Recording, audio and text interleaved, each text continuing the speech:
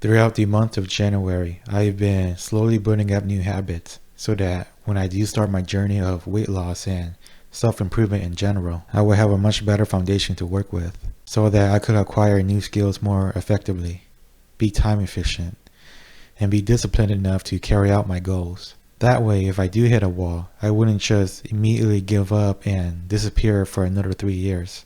I don't have any more chances to fail, so I have to go all in. Now, it's time to officially start this journey. First, I'm going to record my weight, take measurements, and take pictures. Then I will tell you my plan to lose weight. Here we go.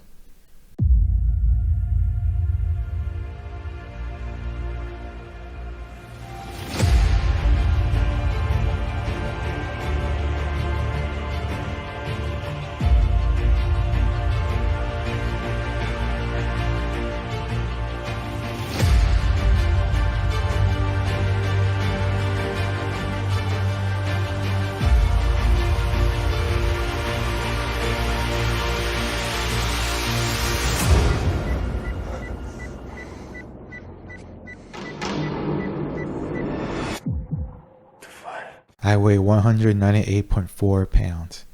Honestly, I expected worse. I thought I was going to be 20 pounds heavier than that. I'm more or less the same when I first started this channel. Not really a reason to celebrate because I'm still fat as hell. Next, I measure my waist, and it's a little over 43 inches.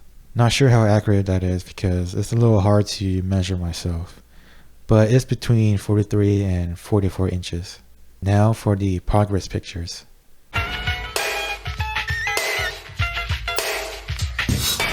To lose weight, I'm just going to focus on my nutrition.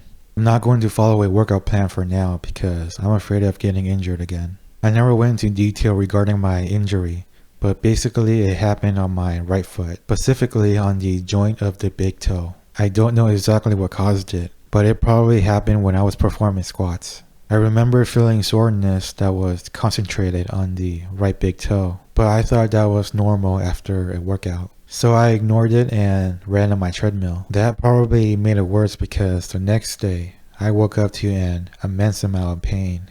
I mentioned this before in the video when I returned. It felt like a hot searing knife piercing through the joint. My whole foot was inflamed. It felt like the muscles and tendons were stretched beyond its limits, so I couldn't move at all. I never went to a doctor about it, so I don't know exactly what condition I had. But I did look up the symptoms and I found something that matches. I think this is what I had, sesamoiditis. Sesamoiditis is often linked to activities that involve balancing on toes or jumping. Or for me, it was squats and running. Here's an illustration, and this is pretty much exactly what I had. The pain was concentrated here and it just spread out. Whatever it was, I never want to experience that again. Unfortunately, I did experience it again, just last summer.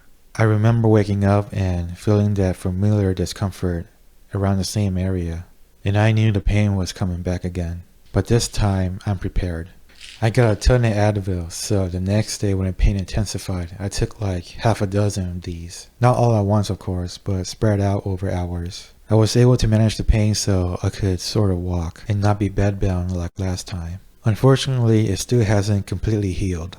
I would say right now it's like 98% recovered. It's not too bad right now. On most days I don't notice it. I could still walk normally, but if I put any pressure on my foot, like standing on my toes or jumping and landing on the ball of my foot, I could feel some pain in the joint. So I'm worried that there might be some permanent damage and I wouldn't be able to exercise normally.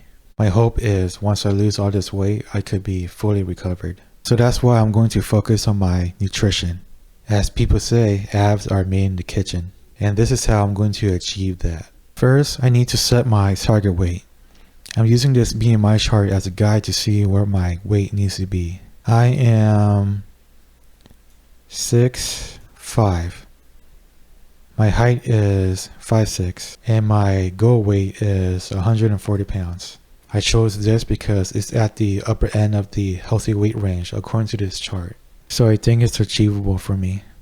I am currently around 200 pounds, so my BMI is over 32. So yeah, I'm very obese. The second thing is to figure out how many calories I need to be in a caloric deficit. I'm using this TDEE calculator to find out the amount of calories it takes to maintain my current weight. These are my stats. The calories to sustain a weight of 198 pounds at my height is 2,161 calories.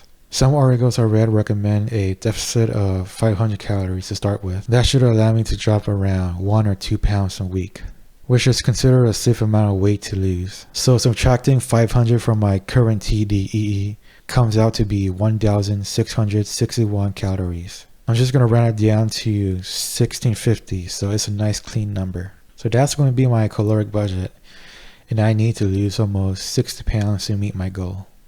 Now I want to talk about the skills I want to learn that I think is going to help me find a job and not be a social outcast anymore. I have divided into 2 categories: personal skills and technical skills. I guess you can call it soft skills and hard skills. You can call it whatever you want. For my personal skills, and I know I mentioned this in almost every video so far, but it's extremely important to me to fix this as soon as possible, which is my speech. It's hard to socialize and network with people if you can't talk. It's one of the biggest reasons why I am the way I am. And on top of that, I need to improve my expressions. I have a very blank look on my face. When I watch my footage, I get creeped out by my own lack of facial expressions. And I'm sure if I talk to people like this, they'll feel the same way. I swear I'm a very emotional person.